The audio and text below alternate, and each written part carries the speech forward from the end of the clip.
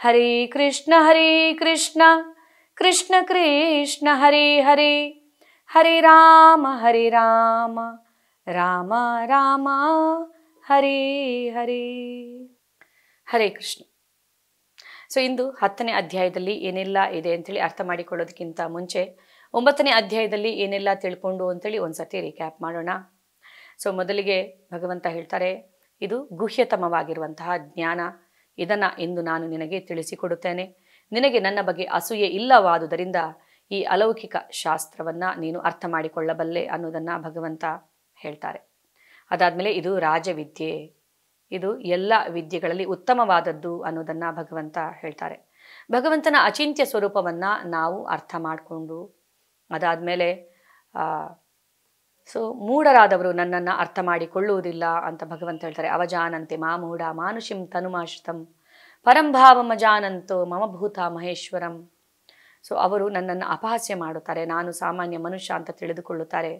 ಅವರಿಗೆ ನಾನು ಅವ್ಯಯನು ಹಾಗೂ ದೇವೋತ್ತಮ ಪರಮಪುರುಷನು ಎನ್ನುವುದು ಅವರಿಗೆ ತಿಳಿಯದು ಅನ್ನೋದನ್ನು ಭಗವಂತ ಹೇಳ್ತಾರೆ. ಸೊ ಅದಾದಮೇಲೆ ಮಹಾತ್ಮರಾದವರು ಹೇಗಿರುತ್ತಾರೆ, ಅವರು ನನ್ನ ದೈವಿ ಪ್ರಕೃತಿಯ ರಕ್ಷಣೆಯಲ್ಲಿ ಇರುತ್ತಾರೆ ಅನ್ನೋದನ್ನು ಭಗವಂತ ಹೇಳ್ತಾರೆ.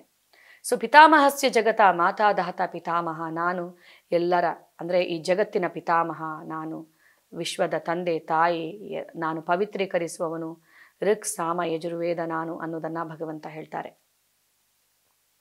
ಸೊ ಅದಾದಮೇಲೆ ಅನನ್ಯಶ್ಚಿಂತಯಂತೋ ಮಾಂ ಯೇ ಜನಾಃ ಪರ್ಯುಪಾಸತೆ ತೇಷಾಂ ನಿತ್ಯಾಭಿಯುಕ್ತಾನಾಂ ಯೋಗಕ್ಷೇಮಂ ವಹಾಮ್ಯಹಂ. ಅನ್ಯಚಿಂತೆ ಇಲ್ಲದೆ ಯಾರು ನನ್ನ ಭಕ್ತಿಯನ್ನು ಮಾಡುತ್ತಾರೋ ಅವರಿಗೆ ಇಲ್ಲದ್ದನ್ನು ನಾನು ಕೊಡುತ್ತೇನೆ, ಇರುವುದನ್ನು ಕಾಪಾಡುತ್ತೇನೆ ಅನ್ನುವಂಥ ಭರವಸೆಯನ್ನು ಭಗವಂತ ಕೊಡ್ತಾರೆ. ಯಾಂತಿ ದೇವ ವ್ರತಾನ್ ದೇವಾನ್ ಪಿತೃನ್ ಯಾಂತಿ ಪಿತೃವ್ರತ ಭೂತಾನಿ ಯಾಂತಿ ಭೂತೇಜ್ಯ ಯಾಂತಿ ಮಧ್ಯಾಜಿನೋಪಿ ಮಾಂ. ಸೊ ದೇವತೆಗಳನ್ನು ಪೂಜಿಸೋರು ದೇವತೆಗಳ ಲೋಕಕ್ಕೆ, ಭೂತಗಳನ್ನು ಪೂಜಿಸೋರು ಭೂತಗಳ ಲೋಕಕ್ಕೆ, ನನ್ನನ್ನು ಪೂಜಿಸೋರು ನನ್ನಲ್ಲಿಗೆ ಬರುತ್ತಾರೆ, ಶಾಶ್ವತವಾದಂಥ ಲೋಕಕ್ಕೆ ಬರುತ್ತಾರೆ ಅನ್ನೋದನ್ನು ಭಗವಂತ ವಿವರಿಸುತ್ತಾರೆ. ಪತ್ರಂ ಪುಷ್ಪಂ ಫಲಂ ತೋಯಂ ಯೋಮೇ ಭಕ್ತಿಯ ಪ್ರಯಚ್ಛತೆ. ಸೊ ಒಂದು ಹೂವು, ಒಂದು ಹಣ್ಣು, ಒಂದು ಲೋಟ ನೀರು, ಅದಕ್ಕೆ ತುಳಸಿ ಎಲೆ ಹಾಕಿ ನನಗೆ ಅರ್ಪಿಸಿದರೆ ನಾನು ಅದನ್ನು ಸ್ವೀಕರಿಸುತ್ತೇನೆ. ಆದರೆ ಭಕ್ತಿ ಮತ್ತು ಪ್ರೀತಿಯಿಂದ ಅರ್ಪಿಸಬೇಕು ಅನ್ನೋದನ್ನು ಭಗವಂತ ಹೇಳ್ತಾರೆ.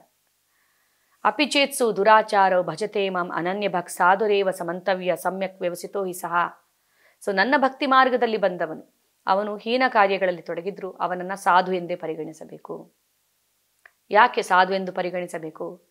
ಭಗವಂತ ಹೇಳ್ತಾರೆ, ಕ್ಷಿಪ್ರಂ ಭವತಿ ಧರ್ಮಾತ್ಮ ಶಾಶ್ವಚ್ಚಾಂತಿ ನಿಗಚ್ಚತಿ ಕೌಂತೇಯ ಪ್ರತಿಜಾನೀಹಿ ನಮೇ ಭಕ್ತ್ಯಾ ಪ್ರಣಶ್ಯತಿ. ನನ್ನ ಭಕ್ತರು ಎಂದಿಗೂ ನಾಶವಾಗುವುದಿಲ್ಲ, ಅವನು ಶೀಘ್ರದಲ್ಲೇ ಧರ್ಮಾತ್ಮನಾಗುತ್ತಾನೆ, ಶಾಶ್ವತ ಶಾಂತಿಯನ್ನು ಪಡೆಯುತ್ತಾನೆ ಭಕ್ತಿ ಮಾರ್ಗದಲ್ಲಿ ಬಂದವನು ಅನ್ನೋದನ್ನು ಭಗವಂತ ಹೇಳ್ತಾರೆ. ಅದಾದಮೇಲೆ ಮಾಮಿ ಪಾರ್ಥ ವಿಪಾಶ್ರಿತ್ಯ ಏಪಿಸ್ಯು ಪಾಪಯೋನಯ ಸ್ತ್ರೀಯೋ ವೈಶ್ಯಸ್ತತಾ ಶೂದ್ರ ಸ್ಥೇಪಿಯಾಂತಿ ಪರಾಮಗತಿಂ. ಸೊ ನನ್ನಲ್ಲಿಗೆ ಬರುವವರು ಯಾರೇ ಆಗಲಿ ಅವರು ಪರಮಗತಿಯನ್ನು ಪಡೆಯಬಲ್ಲರು. ಭಕ್ತಿ ಮಾರ್ಗವೇ ಅಂಥದ್ದು, ಯಾರು ಕೂಡ ಮಾಡಬಹುದು ಅನ್ನೋದನ್ನು ಭಗವಂತ ಹೇಳ್ತಾರೆ. ಸಮೋಹಂ ಸರ್ವಭೂತೇಶು ನಮೇ ದ್ವೇಷೋ ಅಸ್ತಿನ ಪ್ರಿಯ ಏ ಭಜಂತಿ ತುಮಾಂ ಭಕ್ತ ಮೈ ತೇತೇಶು ಚಾಪ್ಯಹಂ. ನಾನು ಎಲ್ಲರನ್ನ ಸಮಾನವಾಗಿ ಕಾಣುತ್ತೇನೆ, ಯಾರ ಬಗ್ಗೆಯೂ ನನಗೆ ಅಸೂಯೆ ಇಲ್ಲ. ಆದರೆ ನನ್ನ ಭಕ್ತರ ಬಗ್ಗೆ ನಾನು ವಿಶೇಷ ಕಾಳಜಿಯನ್ನು ವಹಿಸುತ್ತೇನೆ, ಅವರು ನನ್ನ ಸ್ನೇಹಿತರು, ನಾನು ಅವರಿಗೆ ಸ್ನೇಹಿತ ಅಂತ ಭಗವಂತ ಹೇಳ್ತಾರೆ. ಮನ್ಮನಾಭವ ಮದ್ಭಕ್ತೋ ಮಧ್ಯಾಜಿ ಮಾಂ ನಮಸ್ಕುರು. ಭಗವಂತ ಹೇಳ್ತಾರೆ, ನಿನ್ನ ಮನಸ್ಸನ್ನು ನನ್ನಲ್ಲಿ ನಿಲ್ಲಿಸು, ನನ್ನ ಚಿಂತನೆಯನ್ನು ಮಾಡು, ನನ್ನ ಭಕ್ತಿಯನ್ನು ಮಾಡು, ನನ್ನನ್ನು ಪೂಜಿಸು, ನನಗೆ ನಮಸ್ಕಾರ ಮಾಡು, ಆಗ ನಿಶ್ಚಯವಾಗಿಯೂ ನೀನು ನನ್ನಲ್ಲಿಗೆ ಬರುವೆ ಅನ್ನುವಂಥ ಭರವಸೆಯನ್ನು ಭಗವಂತ ಕೊಡ್ತಾರೆ. ಸೊ 10ನೇ ಅಧ್ಯಾಯದ ಹೆಸರು ವಿಭೂತಿ ಯೋಗ, ಭಗವಂತನ ಐಶ್ವರ್ಯ. ಈಗ 9ನೇ ಅಧ್ಯಾಯಕ್ಕೂ 10ನೇ ಅಧ್ಯಾಯಕ್ಕೂ ಇರುವಂತಹ ಸಂಬಂಧ ಏನು? ಸೊ 9ನೇ ಅಧ್ಯಾಯವನ್ನು ಭಗವಂತ ಹೇಗೆ ಕೊನೆಗೊಳಿಸುತ್ತಾರೆ? ಮನ್ಮನಾಭವ ಮದ್ಭಕ್ತೋ ಮಧ್ಯಾಜಿ ಮಾಂ ನಮಸ್ಕುರು. ನಿನ್ನ ಮನಸ್ಸನ್ನು ನನ್ನಲ್ಲಿ ನಿಲ್ಲಿಸು, ನನ್ನ ಚಿಂತನೆಯನ್ನು ಮಾಡು ಅಂತೇಳಿ. ಆದ್ದರಿಂದ 10ನೇ ಅಧ್ಯಾಯ ಸೊ ಭಗವಂತನ ಐಶ್ವರ್ಯವನ್ನು ಅದು ನಮಗೆ ವಿವರಿಸುತ್ತದೆ. ಭಗವಂತನಲ್ಲೇ ನಮ್ಮ ಮನಸ್ಸನ್ನು ನಿಲ್ಲಿಸಲು ನಮಗೆ ಸಾಧ್ಯವಾಗುತ್ತದೆ ಭಗವಂತನ ಐಶ್ವರ್ಯವನ್ನು ನಾವು ತಿಳಿದುಕೊಂಡಾಗ. ಅದಲ್ಲದೆ 9ನೇ ಅಧ್ಯಾಯದ ಕೊನೆಗೆ ಭಗವಂತ ಹೇಳ್ತಾರೆ, ಒಬ್ಬ ಪರಿಶುದ್ಧ ಭಕ್ತನಾಗಬೇಕು ಅನ್ನೋದನ್ನು. ಸೊ 10ನೇ ಅಧ್ಯಾಯ ಪರಿಶುದ್ಧ ಭಕ್ತನಾಗುವುದು ಹೇಗೆ? ನಮ್ಮ ಭಕ್ತಿಯನ್ನು ಹೆಚ್ಚಿಸಿಕೊಳ್ಳೋದು ಹೇಗೆ, ಹೇಗೆ ನಾವು ಭಕ್ತಿಯಲ್ಲಿ ಪ್ರಗತಿಯನ್ನು ಕಾಣುವಂಥದ್ದು ಅನ್ನೋದನ್ನು ವಿವರಿಸುತ್ತದೆ. ಭಗವಂತನ ಐಶ್ವರ್ಯವನ್ನು ಕೇಳಿದಾಗ ನಮ್ಮಲ್ಲಿರುವಂಥ ಭಕ್ತಿ ವೃದ್ಧಿಯಾಗುತ್ತದೆ. ಇದರಲ್ಲಿ 4 ಸೆಕ್ಷನ್ಗಳಿವೆ. ಮೊದಲ ಸೆಕ್ಷನ್ನಲ್ಲಿ ಭಗವಂತ ಹೇಗೆ ಎಲ್ಲದರ ಮೂಲ ಅನ್ನೋದನ್ನು ನಾವು ತಿಳಿದುಕೊಳ್ಳಲಿದ್ದೇವೆ. 2ನೇ ಸೆಕ್ಷನ್ನಲ್ಲಿ ಭಗವದ್ಗೀತೆಯ ಎಸೆನ್ಸ್, ಭಗವದ್ಗೀತೆಯ ಸಾರ ಎನಿಸುವಂಥ 4 ಶ್ಲೋಕಗಳು, ಚತುಶ್ಲೋಕಿ ಭಗವದ್ಗೀತೆ ಇದೆ.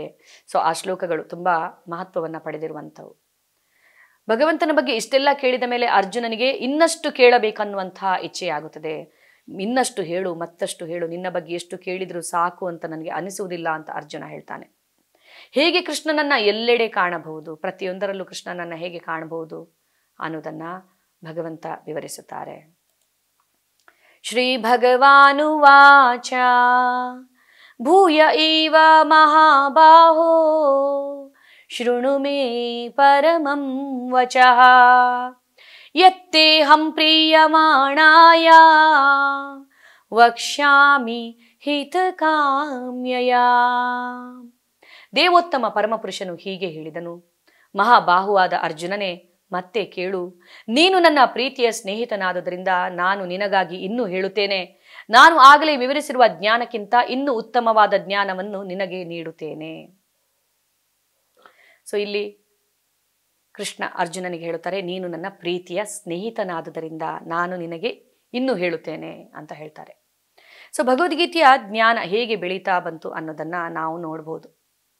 ಮೊದಲಿಗೆ ಅರ್ಜುನ ಕೃಷ್ಣನನ್ನ ಗುರುವನ್ನಾಗಿ ಸ್ವೀಕರಿಸಿದ ಕೂಡಲೇ ಆತ್ಮದ ಜ್ಞಾನವನ್ನ ಕೃಷ್ಣ ಬೋಧಿಸಿದ್ರು ಅರ್ಜುನನಿಗೆ. ಅದಾದ್ಮೇಲೆ ಕರ್ಮಯೋಗವನ್ನ, ಧ್ಯಾನ ಯೋಗ, ಅಷ್ಟಾಂಗ ಯೋಗ, ಅದಾದ್ಮೇಲೆ ಜ್ಞಾನ ವಿಜ್ಞಾನ ಯೋಗ, ಭಗವತ್ ಪ್ರಾಪ್ತಿಯನ್ನ ಹೇಗೆ ಮಾಡಿಕೊಳ್ಳುವಂಥದ್ದು, ಗುಹ್ಯತಮ ಜ್ಞಾನ, ಹೀಗೆ ಕ್ರಮೇಣ ಭಗವಂತ ಬರ್ತಾ ಬರ್ತಾ ತಮ್ಮ ವೈಯಕ್ತಿಕ ವಿಷಯಗಳನ್ನ ಅರ್ಜುನನ ಜೊತೆ ಹಂಚಿಕೊಳ್ಳೋದಕ್ಕೆ ಪ್ರಾರಂಭಿಸಿದ್ರು. ಈಗ ಅರ್ಜುನ ಭಗವದ್ಗೀತೆಯ ಬಹುತೇಕ ಜ್ಞಾನವನ್ನ ಪಡೆದು ಭಗವಂತನಿಗೆ ತೀರಾ ಹತ್ತಿರನಾಗಿದ್ದಾನೆ, ಭಗವಂತನ ಸ್ನೇಹಿತನಾಗಿದ್ದಾನೆ. ಸೊ ಆದ್ರಿಂದ ಈಗ ಭಗವಂತ ಅವರ ವೈಯಕ್ತಿಕ ವಿಷಯಗಳನ್ನ ಅರ್ಜುನನ ಜೊತೆ ಹಂಚಿಕೊಳ್ಳೋದಕ್ಕೆ ಪ್ರಾರಂಭಿಸ್ತಾರೆ. ಉದಾಹರಣೆ ಹೀಗೆ ಕೊಡ್ಬೋದು. ನಾವು ಯಾರನ್ನಾದ್ರೂ ಮೊದಲ ಬಾರಿ ಭೇಟಿಯಾದಾಗ ನಮ್ಮ ಮತ್ತು ಅವರ ನಡುವಿನ ಸಂಭಾಷಣೆ ತುಂಬಾ ಫಾರ್ಮಲ್ ಆಗಿರುತ್ತೆ, ಹಾಯ್ ಬಾಯ್ ಅಷ್ಟರಲ್ಲೇ ಇರುತ್ತದೆ. ಸೊ ದಿನಗಳದಂತೆ ಅವರು ನಮಗೆ ಹತ್ತಿರವಾಗ್ತಾ ಇದ್ದ ಹಾಗೆ ನಾವು ಅವರ ಹತ್ರ ಹಲವಾರು ವಿಷಯಗಳನ್ನು ಹಂಚಿಕೊಳ್ತೀವಿ. ಅವರು ನಮ್ಮ ಸ್ನೇಹಿತರಾದರೆ, ನಮಗೆ ಆತ್ಮೀಯರಾದರೆ ನಮ್ಮ ವೈಯಕ್ತಿಕ ವಿಷಯಗಳನ್ನು ಅವರ ಜೊತೆ ಹಂಚಿಕೊಳ್ತೀವಿ. ಅವರ ಬಗ್ಗೆ ಇನ್ನಷ್ಟು ತಿಳಿದುಕೊಳ್ಳುವಂತಹ ಕುತೂಹಲ ನಮಗೆ ಆಗುತ್ತೆ. ಅದೇ ಥರ ಅರ್ಜುನ ಈಗ ಇಲ್ಲಿ ಭಗವಂತನಿಗೆ ತೀರಾ ಹತ್ತಿರವಾಗಿದ್ದಾನೆ. ಸೊ ಭಗವಂತ ಅರ್ಜುನನ ಜೊತೆ ತನ್ನ ವೈಯಕ್ತಿಕ ವಿಷಯಗಳನ್ನು ಹಂಚಿಕೊಳ್ತಾ ಇದ್ದಾರೆ. 8ನೇ ಅಧ್ಯಾಯದಲ್ಲೇ ಅರ್ಜುನನ ಪ್ರಶ್ನೆ ಇದ್ದಿದ್ದು. ಅದಾದ್ಮೇಲೆ ಅರ್ಜುನ ಪ್ರಶ್ನೆಯನ್ನ ಮಾಡಲಿಲ್ಲ. 9ನೇ ಅಧ್ಯಾಯದಲ್ಲಿ 34 ಶ್ಲೋಕಗಳನ್ನ ಭಗವಂತನೇ ಹೇಳ್ತಾ ಹೋಗ್ತಾರೆ. ಅರ್ಜುನ ಯಾವುದೇ ಪ್ರಶ್ನೆಯನ್ನ ಕೇಳುವುದಿಲ್ಲ. ಈಗ 10ನೇ ಅಧ್ಯಾಯದಲ್ಲೂ ಕೂಡ ಅರ್ಜುನ ಪ್ರಶ್ನೆಯನ್ನ ಕೇಳುವುದಿಲ್ಲ. ಭಗವಂತನೇ ಮುಂದುವರಿಸಿಕೊಂಡು ತಮ್ಮ ಐಶ್ವರ್ಯದ ಬಗ್ಗೆ ಅವರು ಹೇಳುತ್ತಾರೆ, ತಮ್ಮ ಯೋಗ ಸಿರಿಯ ಬಗ್ಗೆ ಅವರು ಹೇಳ್ತಾ ಹೋಗ್ತಾರೆ. ಸೊ ಅರ್ಜುನನಿಗೆ ಹೇಳ್ತಾರೆ, ನೀನು ನನ್ನ ಪ್ರೀತಿಯ ಸ್ನೇಹಿತನಾದುದರಿಂದ ನಾನು ನಿನಗೆ ಹೇಳುತ್ತೇನೆ, ಇದನ್ನ ಇನ್ನಷ್ಟು ವಿವರಿಸುತ್ತೇನೆ ಅಂತೇಳಿ. ಸೊ ಅರ್ಜುನ ಹೇಗೆ ಕೃಷ್ಣನನ್ನೇ ಆರಿಸಿದ ತನ್ನ ಜೀವನದಲ್ಲಿ ಅಲ್ವಾ. ಈಗ ಕುರುಕ್ಷೇತ್ರ ಯುದ್ಧ ನಡೆಯೋದಕ್ಕಿಂತ ಮುಂಚೆ ಅರ್ಜುನ ಮತ್ತು ದುರ್ಯೋಧನ ಇಬ್ಬರು ಕೂಡ ಹೋದರು ಕೃಷ್ಣನ ಹತ್ರ ಸಹಾಯವನ್ನ ಕೋರಿ. ಅರ್ಜುನ ಭಗವಂತನ ಪಾದಕಮಲಗಳ ಬಳಿ ಕುಳಿತರೆ ದುರ್ಯೋಧನ ತಲೆ ಹತ್ರ ಕುಳಿತಿದ್ದ. ಸೊ ಅವರು ನಿದ್ರೆಯಲ್ಲಿದ್ದರು. ನಿದ್ರೆಯಿಂದ ಎದ್ದಿರುವಂತಹ ಕೃಷ್ಣ ಅರ್ಜುನನನ್ನ ಮೊದಲು ನೋಡಿ ಅರ್ಜುನನಿಗೆ ಮಾತನಾಡಲು ಅವಕಾಶವನ್ನ ಕೊಟ್ಟಾಗ ಅರ್ಜುನ ಹೇಳುತ್ತಾನೆ, ಮುಂಬರುವ ಕುರುಕ್ಷೇತ್ರ ಯುದ್ಧದಲ್ಲಿ ನಿನ್ನ ಸಹಾಯ ಬೇಕು ಕೃಷ್ಣ ನಮಗೆ ಅಂದಾಗ ಕೃಷ್ಣ, ನಾನು ಯುದ್ಧವನ್ನ ಮಾಡುವುದಿಲ್ಲ, ನನ್ನ ನಾರಾಯಣಿ ಸೈನ್ಯವನ್ನ ನೀನು ತೆಗೆದುಕೊಳ್ಳಬಹುದು ಅಂತ. ಕೃಷ್ಣ, ನಿನ್ನಿಂದ ನನಗೆ ಏನೂ ಬೇಡ, ನೀನೇ ನನಗೆ ಬೇಕು ಅಂತ ಅರ್ಜುನ ಕೃಷ್ಣನನ್ನ ಆರಿಸುತ್ತಾನೆ. ತುಂಬಾ ಬುದ್ಧಿವಂತ ಅರ್ಜುನ. ಅರ್ಜುನನಿಗೆ ಗೊತ್ತಿತ್ತು, ಯತ್ರ ಯೋಗೇಶ್ವರೋ ಕೃಷ್ಣ ತತ್ರ ಶ್ರೀ ವಿಜಯೋ ಭೂತಿರ್ ಧ್ರುವ ನೀತಿರ್ ಮತಿರ್ಮಮ. ಎಲ್ಲಿ ಯೋಗೇಶ್ವರನಾದ ಕೃಷ್ಣನಿರುತ್ತಾನೋ ಅಲ್ಲಿ ವಿಜಯ ಖಂಡಿತವಾಗ್ಲೂ ಇದ್ದೇ ಇರುತ್ತದೆ ಅಂತೇಳಿ. ಸೊ ನಾರಾಯಣಿ ಸೈನ್ಯದಿಂದ ಅರ್ಜುನ ಯಾವುದೇ ಅದರ ಮೋಹಕ್ಕೆ ಅವನು ಒಳಗಾಗಲಿಲ್ಲ. ಸೊ ಕೃಷ್ಣನನ್ನ ಆರಿಸಿದ ದೇವೋತ್ತಮ ಪರಮಪುರುಷನೇ ಬೇಕು ನಮಗೆ, ಭಗವಂತ ನಮ್ಮ ಜೊತೆ ಇದ್ರೆ ಸಾಕು, ಎಲ್ಲವೂ ನಮ್ಮ ಜೊತೆ ಇದ್ದ ಹಾಗೆ ಅಂತ. ಆದರೆ ಅರ್ಜುನ ನಾರಾಯಣಿ ಸೈನ್ಯದ ಬದಲು ಕೃಷ್ಣನನ್ನ ಆರಿಸಿದಾಗ ದುರ್ಯೋಧನ ಅರ್ಜುನನನ್ನ ಮೂರ್ಖ ಅಂತ ತಿಳ್ಕೊಂಡ.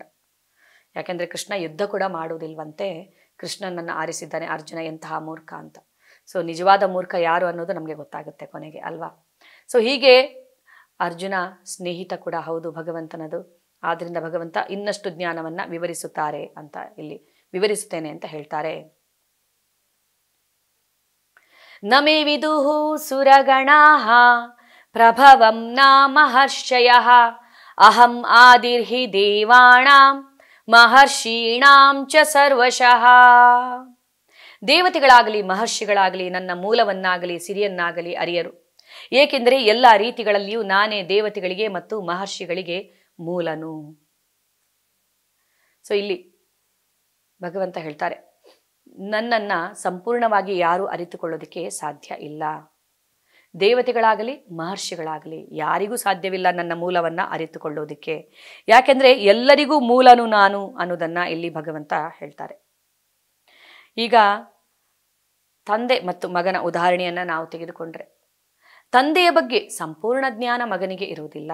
ಯಾಕೆಂದ್ರೆ ತಂದೆ ಹುಟ್ಟಿ ಒಂದು 25 ವರ್ಷಗಳ ನಂತರನೇ ಮಗ ಹುಟ್ಟಿರ್ತಾನೆ ಅಲ್ವಾ. ತಂದೆ ಹೇಳಿದ್ದನ್ನ ಕೇಳಿ ಅವನು ತಂದೆಯ ಬಗ್ಗೆ ತಿಳ್ಕೊಬೇಕಷ್ಟೇ. ತಂದೆಯ ಬಾಲ್ಯದಲ್ಲಿ ಏನಾಯಿತು, ವಿದ್ಯಾಭ್ಯಾಸ ಹೇಗೆ ಪಡೆದ್ರು, ಅವ್ರು ಯಾವ ಥರ ಇತ್ತು, ಅದೆಲ್ಲ ತಂದೆ ಹೇಳಿದರೆ ಮಾತ್ರ ಮಗನಿಗೆ ಗೊತ್ತಾಗುತ್ತೆ ತಂದೆಯ ಬಗ್ಗೆ, ಇಲ್ಲದಿದ್ದರೆ ಹೇಗೆ ಗೊತ್ತಾಗುತ್ತೆ ಅಲ್ವಾ. ಅದೇ ಥರ ಮಹರ್ಷಿಗಳಿಗಾಗಲಿ ದೇವತೆಗಳಿಗಾಗಲಿ ಭಗವಂತನ ಮೂಲವನ್ನಾಗಲಿ ಸಿರಿಯನ್ನಾಗಲಿ ಅವರು ಅರಿಯರು. ಯಾಕೆಂದರೆ ಭಗವಂತನೇ ಎಲ್ಲರಿಗೂ ಮೂಲ. ಅನಾದಿರಾದಿರ ಗೋವಿಂದ ಸರ್ವ ಕಾರಣ ಕಾರಣಂ. ಯಾರು ನನ್ನನ್ನು ಜನ್ಮವಿಲ್ಲದವನು, ಅನಾದಿ ಮತ್ತು ಎಲ್ಲ ಲೋಕಗಳ ಪರಮ ಪ್ರಭು ಎಂದು ಅರಿಯುತ್ತಾನೆಯೋ ಅವನು ಮಾತ್ರ ಮನುಷ್ಯರಲ್ಲಿ ಭ್ರಾಂತಿ ಇಲ್ಲದವನಾಗಿ ಎಲ್ಲ ಪಾಪಗಳಿಂದ ಬಿಡುಗಡೆ ಹೊಂದುತ್ತಾನೆ. ಸೊ ಜನ್ಮವಿಲ್ಲ ಭಗವಂತನಿಗೆ, ಆದರೂ ಅವರು ಜನಿಸುತ್ತಾರೆ. Unborn is born. ಸೊ ಭಗವಂತನ ಜನ್ಮ ಕರ್ಮಗಳನ್ನು ತಿಳಿದುಕೊಳ್ಳುವುದು ತುಂಬ ಕಷ್ಟ. ಸೊ ಸರಿಯಾಗಿ ಯಾರು ಅರಿಯುತ್ತಾರೋ ಅವರು ಎಲ್ಲ ಪಾಪಗಳಿಂದ ಬಿಡುಗಡೆ ಹೊಂದುತ್ತಾರೆ ಅಂತ ಭಗವಂತ ಹೇಳ್ತಾರೆ. ದೇವಕಿಯ ಗರ್ಭದಲ್ಲಿ ಭಗವಂತ ಜನಿಸೋದಕ್ಕಿಂತ ಮುಂಚೆ ಚತುರ್ಭುಜ ನಾರಾಯಣ ರೂಪದಲ್ಲಿ ಅವರು ಕಾಣಿಸಿಕೊಂಡು ಹೇಳಿದರು, ಸೊ ಈ ಬಾರಿ ನಾನು ಜನಿಸಲಿದ್ದೇನೆ ಅಂಥೇಳಿ. ಸೊ ದೇವಕಿಯ ಗರ್ಭದಲ್ಲಿ ಭಗವಂತ ಇದ್ದಾಗ ಗರ್ಭಸ್ಥ ಸ್ತುತಿಯನ್ನ ಮಾಡೋದಕ್ಕೆ ಅಂತೇಳಿ ದೇವತೆಗಳು ಬರುತ್ತಾರೆ. ಸೊ ಆ ಗರ್ಭಸ್ಥ ಸ್ತುತಿಯಲ್ಲಿ ಅವರು ಹೀಗೆ ಹೇಳುತ್ತಾರೆ ಭಗವಂತನ ಬಗ್ಗೆ, ಸತ್ಯಾವ್ರತಂ ಸತ್ಯಪರಂ ತ್ರಿಸತ್ಯಂ ಸತ್ಯಸ್ಯ ಯೋನಿಂ ನಿಹಿತಂ ಚ ಸತ್ಯೇ ಸತ್ಯಸ್ಯ ಸತ್ಯಂ ಮೃತ ಸತ್ಯ ನೇತ್ರಂ ಸತ್ಯಾತ್ಮಕಂ ತ್ವಂ ಶರಣಂ ಪ್ರಪನ್ನಃ. ಒಂದೇ ಶ್ಲೋಕದಲ್ಲಿ 9 ಬಾರಿ ಸತ್ಯ ಸತ್ಯ ಸತ್ಯ ಸತ್ಯ ಅಂತ ಹೇಳ್ತಾರೆ ದೇವತೆಗಳು. ನಿನ್ನ ಜನ್ಮ ಸತ್ಯ, ನಿನ್ನ ಕಾರ್ಯಗಳು ಸತ್ಯ, ನೀನೇ ಸತ್ಯ, ನಿನ್ನ ನಾಮ ಸತ್ಯ, ನೀನೇ ನಿನ್ನ ಪ್ರತಿಯೊಂದು ಲೀಲೆಯು ಸತ್ಯ. ಸೊ ಅಂಥ ನಿನಗೆ ನಮ್ಮ ನಮನಗಳು, ಶರಣಂ ಪ್ರಪನ್ನಃ ಅಂತ ಅವರು ಹೇಳುತ್ತಾರೆ. ಸೊ ಹೀಗೆ ಅವರು ಪ್ರಾರ್ಥನೆಯನ್ನ ಮಾಡುತ್ತಾರೆ. ಸೊ ಭಗವಂತನಿಗೆ ಜನ್ಮವಿಲ್ಲ, ಜನ್ಮವಿಲ್ಲದವರು ಅನಾದಿ ಅನ್ನೋದನ್ನು ನಾವಿಲ್ಲಿ ತಿಳಿದುಕೊಳ್ಬೋದು. ಭಗವಂತ ಅದನ್ನು ವಿವರಿಸುತ್ತಾರೆ. ಸೊ ಜನ್ಮವಿಲ್ಲದವನು ಅವರು ಇಲ್ಲಿ ಜನ್ಮವನ್ನು ಎತ್ತುವುದು ಯಾಕೆ, ತನ್ನ ಭಕ್ತರಿಗೆ ಸಂತೋಷವನ್ನು ಕೊಡುವುದಕ್ಕೋಸ್ಕರ ಅವರು ಇಲ್ಲಿ ಅವತರಿಸುತ್ತಾರೆ. ಪರಿತ್ರಾಣಾಯ ಸಾಧೂನಾಂ, ಎರಡನೇ ಉದ್ದೇಶ ವಿನಾಶಾಯ ಚ ದುಷ್ಕೃತಂ, ದುಷ್ಟರ ರಕ್ಷಣೆಗೋಸ್ಕರ, ದುಷ್ಟರಿಗೆ ಶಿಕ್ಷೆ ಕೊಡೋದಕ್ಕೋಸ್ಕರ. ಧರ್ಮ ಸಂಸ್ಥಾಪನಾರ್ಥಾಯ, ಧರ್ಮವನ್ನು ಮತ್ತೆ ಮರುಸ್ಥಾಪಿಸೋದಕ್ಕೋಸ್ಕರ ಭಗವಂತ ಇಲ್ಲಿಗೆ ಬರ್ತಾರೆ. ಎಂತೆಂತಹ ಋಷಿಮುನಿಗಳ ಕೈಗೆ ಸಿಗದಿರುವಂತಹ ಕೃಷ್ಣ ಸಾಮಾನ್ಯ ಗೋಪಿಯಾಗಿರುವಂತಹ ಮಾತೆ ಯಶೋದೆಯ ಪುತ್ರನಾಗಿ ಬಂದು ಆ ಮಾತೆಯ ಯಶೋದೆಯ ಕೈಯಲ್ಲಿನ ಕೋಲಿಗೆ ಅವರು ಹೆದರುತ್ತಾರೆ. ಮಾತೆ ಯಶೋದೆಯ ಪ್ರೀತಿ ಎಂಬ ಹಗ್ಗದಿಂದ ಬಂಧನಕ್ಕೆ ಒಳಗಾಗುತ್ತಾರೆ. ಇದು ಭಗವಂತ ತನ್ನ ಭಕ್ತರ ಜೊತೆ ಸ್ಪಂದಿಸುವಂಥ ರೀತಿ. ಸೊ ಅವರು ಜ್ಞಾನದಿಂದಾಗಲಿ ಕರ್ಮದಿಂದಾಗಲಿ ಅವರನ್ನು ಪಡೆಯುವುದು ಸಾಧ್ಯವಿಲ್ಲ. ಕೇವಲ ಭಕ್ತಿಯಿಂದ ಮಾತ್ರ ಅವರನ್ನು ಅರಿತುಕೊಳ್ಳೋದಕ್ಕೆ ಸಾಧ್ಯ. ಪ್ರೀತಿ ಎಂಬ ಹಗ್ಗದಿಂದ ಅವರನ್ನು ಬಂಧಿಸಿದಳು ಮಾತೆ ಯಶೋದೆ. ನಾವು ಕೂಡ ಪ್ರೀತಿಯಿಂದ ಅವರನ್ನು ನಮ್ಮ ಹೃದಯದಲ್ಲಿ ಬಂಧಿಸಬಹುದು ಭಗವಂತನನ್ನ ಅನ್ನೋದನ್ನು ಅವರು ತೋರಿಸಿಕೊಡ್ತಾರೆ. ಸೊ ಇದು ಭಗವಂತನ ಒಂದು ಅಚಿಂತ್ಯ ಸ್ವರೂಪ ಅಂತ ಕೂಡ ಹೇಳ್ಬೋದು. ಯಾವ ಥರ ಅವರು ಭಕ್ತರೊಂದಿಗೆ ಸ್ಪಂದಿಸುತ್ತಾರೆ ಅನ್ನುವಂಥದ್ದು. ಸೊ ಭಗವಂತ ಎಷ್ಟು ಶ್ರೇಷ್ಠ, ಭಗವಂತ ಸೃಷ್ಟಿಯನ್ನು ಹೇಗೆ ಮಾಡುತ್ತಾರೆ, ಇದೆಲ್ಲವನ್ನ ನಮ್ಮ ಶಾಸ್ತ್ರಗಳು ನಮಗೆ ವಿವರಿಸುತ್ತವೆ. ಗಾಡ್ ಈಸ್ ಗ್ರೇಟ್ ಅಂತ ಎಲ್ರಿಗೂ ಗೊತ್ತು. How great is our God ಅನ್ನುವಂಥದ್ದು ಯಾರಿಗೂ ಗೊತ್ತಿಲ್ಲ. ಅದನ್ನು ತಿಳಿಬೇಕಂತಿದ್ರೆ ಭಗವದ್ಗೀತೆಯನ್ನು ಓದಬೇಕು, ಶ್ರೀಮದ್ ಭಾಗವತಮನ್ನು ನಾವು ಓದಲೇಬೇಕಾಗುತ್ತೆ. ಸೃಷ್ಟಿ ಹೇಗಾಯಿತು ಅನ್ನೋದನ್ನು ನಾವು ಹೇಗೆ ತಿಳಿದುಕೊಳ್ಬಹುದು? ನಮ್ಮ ಶಾಸ್ತ್ರಗಳು ಹೇಳುತ್ತವೆ. ಇದೇ ಒಂದು 2000 ವರ್ಷಗಳ ಹಿಂದೆ ಹುಟ್ಟಿಕೊಂಡಿರುವಂತಹ ಕೆಲವೊಂದು ಧರ್ಮಗ್ರಂಥಗಳು, ಧರ್ಮದಲ್ಲಿ ಆ ಧರ್ಮಗ್ರಂಥಗಳಲ್ಲಿ ನಮಗೆ ವಿವರವಾದ ಜ್ಞಾನ ಸಿಗುವುದಿಲ್ಲ ಸೃಷ್ಟಿಯ ಬಗ್ಗೆ. Let there be a creation, there is a creation ಅಷ್ಟೇ ಇರುತ್ತೆ ಅದರಲ್ಲೆಲ್ಲ. ಸೊ ಅದನ್ನು ಬೋಧಿಸಿದವರು ಕೂಡ ತಮ್ಮನ್ನು ತಾವು ದೇವರು ಅಂತ ಹೇಳಿಲ್ಲ, I am son of god ಅಂತ ಅವರು ಹೇಳಿದರು. ಅದರ ಕೊನೆಗೆ ಅವರು ಹೇಳುತ್ತಾರೆ, ನಾನು ನಿಮಗೆ ಹೇಳಬೇಕಾಗಿರೋದು ಬಹಳಷ್ಟು ಇದೆ, ಆದರೆ ನಿಮಗೆ ಅರ್ಥ ಮಾಡಿಕೊಳ್ಳುವಂಥ ಒಂದು ಸ್ಥಿತಿಯಲ್ಲಿ ನೀವು ಇಲ್ಲ ಅಂಥೇಳಿ. ಅದರ ನಂತರ ಹುಟ್ಟಿಕೊಂಡಿರುವಂಥದ್ದು ಇನ್ನೊಂದು ಧರ್ಮ. ಆ ಧರ್ಮ ಗ್ರಂಥದಲ್ಲೂ ಅಷ್ಟೇ ಬೇಸಿಕ್ ಆಗಿರುವಂಥ ವಿಷಯಗಳು ಇವೆ ಹೊರತು ಭಗವಂತ ಯಾರು, ಭಗವಂತನ ಸೃಷ್ಟಿ ಅಂದರೆ ಏನು, ಹೇಗಾಯಿತು, ಹೇಗೆ ಭಗವಂತ ಸೃಷ್ಟಿಯನ್ನು ಮಾಡಿದ ಅನ್ನುವಂಥ ಯಾವ ಜ್ಞಾನ ಇಲ್ಲ. ಯಾಕೆಂದರೆ ಅವರವರ ಸಾಮರ್ಥ್ಯಕ್ಕೆ ಅನುಗುಣವಾಗಿ ಅವರಿಗೆ ಅದನ್ನು ಬೋಧಿಸಲಾಗಿದೆ, ಎಬಿಲಿಟಿ ಟು ಅಂಡರ್ಸ್ಟ್ಯಾಂಡ್. ಆದರೆ ನಮ್ಮ ಭಗವದ್ಗೀತೆಯಲ್ಲಿ ಸಂಪೂರ್ಣ ಜ್ಞಾನವಿದೆ. ಭಗವಂತ ಸ್ವತಃ ಭೂಮಿಗೆ ಬಂದು ಬೋಧಿಸಿರುವಂತಹ ಗೀತೆ ಭಗವದ್ಗೀತೆ, ಭಗವಂತನ ಗೀತೆ. ಯಾರು ಭಗವಂತ? ಭಗವಾನ್ ಅಂದರೆ ಐಶ್ವರ್ಯಸ್ಯ ಸಮಗ್ರಸ್ಯ ವೀರ್ಯಸ್ಯ ಯಶಸ್ಸ ಶ್ರಿಯ ಜ್ಞಾನ ವೈರಾಗ್ಯ ಶೈವ ಸನ್ನಂಭಗ ಇತಿಂಗನ. ಸೊ ಯಾರು ಭಗವಂತ ಅನ್ನೋದನ್ನು ವಿಷ್ಣು ಪುರಾಣ ಹೇಳುತ್ತದೆ. ಸೊ ಅಂತಹ ಭಗವಂತ ಈ ಭೂಮಿಗೆ ಬಂದು ಬೋಧಿಸಿರುವಂತಹ ಈ ಭಗವದ್ಗೀತೆಯಲ್ಲಿ ನಮಗೆ ಬೇಕಾಗಿರುವ ಎಲ್ಲ ಜ್ಞಾನ ಸಿಗುತ್ತದೆ. ಭಗವಂತನ ಸೃಷ್ಟಿಯ ಬಗ್ಗೆ, ಭಗವಂತ ತನ್ನ ಭಕ್ತರನ್ನು ಯಾವ ಥರ ಪ್ರೀತಿಸುತ್ತಾರೆ, ಸೊ ಭಗವಂತ ಮತ್ತು ಅವರ ಭಕ್ತರ ನಡುವಿನ ಸಂಬಂಧ ಏನು, ಎಲ್ಲ ಜ್ಞಾನವೂ ನಮಗೆ ಸಿಗುತ್ತದೆ. ಇದನ್ನು ಓದಿ ಅರ್ಥ ಮಾಡಿಕೊಳ್ಳುವಂಥದ್ದು ಪ್ರತಿಯೊಬ್ಬ ಭಾರತೀಯನ ಕರ್ತವ್ಯ. ಭಗವದ್ಗೀತೆ ಇರುವಂಥದ್ದು ಎಲ್ಲರಿಗೋಸ್ಕರ, ಇಡೀ ಮಾನವ ಕುಲಕ್ಕೆ ಇರುವಂಥದ್ದು. ಅದರಲ್ಲೂ ವಿಶೇಷವಾಗಿ ಭಾರತೀಯನ ಕರ್ತವ್ಯ ಇದನ್ನು ಓದಿ ಅರ್ಥ ಮಾಡಿಕೊಳ್ಳುವಂಥದ್ದು. ಯಾಕೆಂದರೆ ಭಾರತೀಯರಿಗೆ ಸುಲಭವಾಗಿ ಅರ್ಥವಾಗುತ್ತದೆ. ಭಗವದ್ಗೀತೆ ಭಾರತೀಯರ ಸ್ವಭಾವವೇ ಆಧ್ಯಾತ್ಮಿಕವಾಗಿರುವಂಥದ್ದು, ಅದನ್ನು ಅವರು ಮರೆತಿದ್ದಾರೆ ಅಷ್ಟೇ. ಸೊ ಭಾರತೀಯರು ಬುದ್ಧಿವಂತರೆನಿಸಿಕೊಂಡಿದ್ದಾರೆ ಇಡೀ ವಿಶ್ವದಲ್ಲಿಯೇ ಅಲ್ವಾ. ಈಗ ಬೇರೆಯವರಿಗೆ ಬೋಧಿಸಿರುವಂಥ ಧರ್ಮಗ್ರಂಥಗಳು ಅವರವರ ಸಾಮರ್ಥ್ಯಕ್ಕನುಗುಣವಾಗಿ ಅವರಿಗೆ ಎಷ್ಟೆಷ್ಟು ಅರ್ಥ ಮಾಡ್ಕೊಳ್ಳೋದಕ್ಕೆ ಸಾಧ್ಯ ಇದೆಯೋ ಅಷ್ಟನ್ನು ಮಾತ್ರ ಬೋಧಿಸಲಾಗಿದೆ. ಉದಾಹರಣೆಗೆ ಈಗ LKG ಸ್ಟೂಡೆಂಟ್ಗೆ ಆಲ್ಜಿಬ್ರಾ ಫಾರ್ಮುಲಾ ಬಗ್ಗೆ ಎಲ್ಲ ಹೇಳಿದರೆ ಅರ್ಥ ಆಗುತ್ತಾ? ಇಲ್ಲ. ಸೊ ಆದ್ದರಿಂದ ಕೆಲವರಿಗೆ ಅರ್ಥ ಮಾಡೋದು ಕಷ್ಟವಾಗ್ಬೋದು ನಮ್ಮ ಶಾಸ್ತ್ರಗಳನ್ನು. ಆದರೆ ಭಾರತೀಯರಿಗೆ ಇದು ತುಂಬ ಸುಲಭ ಅರ್ಥ ಮಾಡಿಕೊಳ್ಳುವಂಥದ್ದು. ಯಾಕೆಂದರೆ ನಮ್ಮಲ್ಲಿ ಆಧ್ಯಾತ್ಮಿಕತೆ ಅನ್ನುವಂಥದ್ದು ನಮ್ಮ ಸಂಸ್ಕೃತಿಯಲ್ಲಿ ಇದೆ. ನಾವು ಹಿಂದೆ ಆಧ್ಯಾತ್ಮಿಕ ಜೀವನವನ್ನೇ ನಡೆಸುತ್ತಾ ಬಂದವರು. ತುಂಬ ಸಂತೋಷದಿಂದ ಇದ್ದರು ಭಾರತೀಯರು, ಬ್ರಿಟಿಷರು ಬರುವವರೆಗೂ ಕೂಡ. ವಿಶ್ವದಲ್ಲಿಯೇ ಸಂಪತ್ಭರಿತವಾಗಿರುವಂತಹ ರಾಷ್ಟ್ರ ಭಾರತ, ತುಂಬ ಶ್ರೀಮಂತ ರಾಷ್ಟ್ರ. ಕೇವಲ ಐಶ್ವರ್ಯದಲ್ಲಿ ಮಾತ್ರವಲ್ಲ, ಸಂಸ್ಕಾರ, ಸಂಸ್ಕೃತಿ, ಸಂಪ್ರದಾಯ, ಗುಣನಡತೆ ಎಲ್ಲದರಲ್ಲೂ ತುಂಬ ಶ್ರೀಮಂತವಾಗಿರುವಂತಹ ರಾಷ್ಟ್ರ ಭಾರತ. ಎಲ್ಲರೂ ಆಧ್ಯಾತ್ಮಿಕ ಜೀವನವನ್ನು ನಡೆಸ್ತಾ ಇದ್ರು, ತುಂಬ ಸಂತೋಷದಿಂದ ಇದ್ದರು. ಬ್ರಿಟಿಷರು ಭಾರತಕ್ಕೆ ಬಂದಾಗ ಭಾರತವನ್ನು ಕೊಳ್ಳೆ ಹೊಡೆದರು, 100 ವರ್ಷಗಳ ಕಾಲ ಕೊಳ್ಳೆ ಹೊಡೆದ್ರು, ದೋಚಿದ್ರು, ಏನೆಲ್ಲ ಮಾಡಿದರು. ಆದರೆ ಕೂಡ ಭಾರತೀಯರ ಸಂತೋಷವನ್ನು ಮಾತ್ರ ಅವರಿಗೆ ದೋಚಲಿಕ್ಕೆ ಆಗಲಿಲ್ಲ. ಏನೇ ಮಾಡಿದ್ರು ಈ ಭಾರತೀಯರಲ್ಲಿ ಇಷ್ಟೊಂದು ಸಂತೋಷ ಹೇಗೆ ಇದೆ? ಈ ಭಾರತೀಯರು ದುಡ್ಡಿನಲ್ಲಾಗಲಿ ಅಥವಾ ಚಿನ್ನದಲ್ಲಾಗಲಿ ಸಂತೋಷವನ್ನು ಕಾಣ್ತಾ ಇಲ್ಲ.